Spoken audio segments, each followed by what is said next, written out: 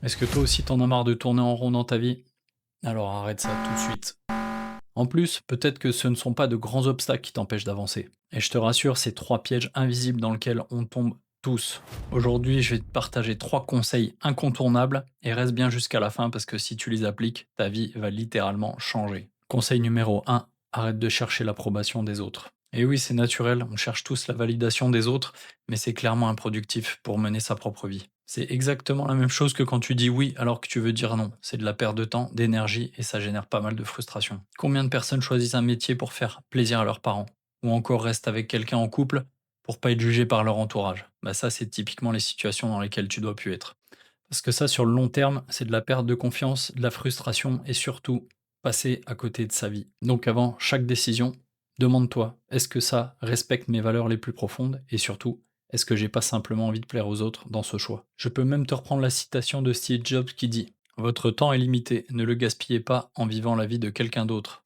Avant de passer au deuxième conseil, je t'invite à regarder ma dernière vidéo sur comment prendre un nouveau départ. Elle est intéressante et je te partage un outil concret qui va peut-être changer ta vie également.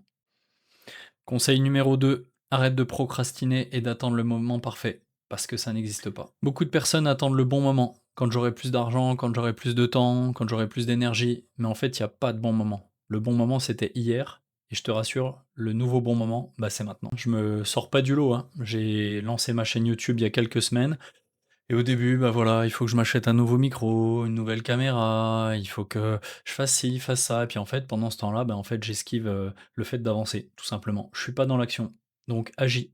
Je t'invite également à te renseigner sur, la méthode Lean ou Lean Startup. Donc en gros, c'est, comment tu mets les rails, pendant que tu avances. Voilà, c'est aussi simple que ça. Donc ça te permet d'agir et surtout d'ajuster par rapport à la réalité du terrain, mais surtout de grandir en passant à l'action. Donc si tu veux un outil pratique pour remédier à ça, en fait, c'est la théorie des petits pas. Donc plutôt que de se dire: «Bah, je vais faire un grand bond, il faut que je prenne de l'élan, il faut que je me prépare, que je regarde la trajectoire et cetera», bah, en fait, tu fais un petit pas, puis un autre petit pas demain et cetera. Donc forcément, c'est plus frustrant parce qu'on aimerait avancer vite, mais je te rassure que le résultat est garanti. Et je te remets également une citation de Lao Tzu qui dit: «Un voyage de 1000 lieues commence toujours par un premier pas».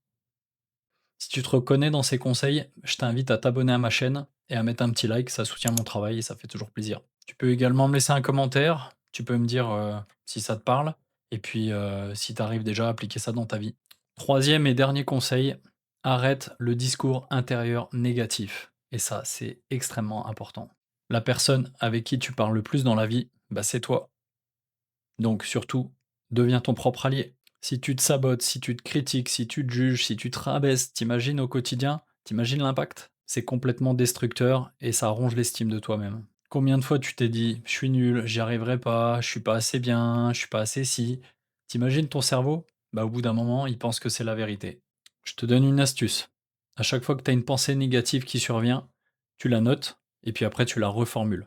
Comme ça, tu vas prendre l'habitude aussi de le faire automatiquement. Tu dois être ton propre coach à ce niveau-là. Pour prendre un exemple concret, plutôt que de dire je n'y arriverai jamais, tu dis je vais progresser petit à petit, à mon rythme. Déjà, la formulation, elle est positive et en plus, tu t'offres des permissions qui, sur le long terme, vont réoxygéner ta confiance en toi. Et je vais conclure ce troisième conseil avec une citation d'Henry Ford qui dit: que vous pensiez être capable ou incapable, vous avez raison.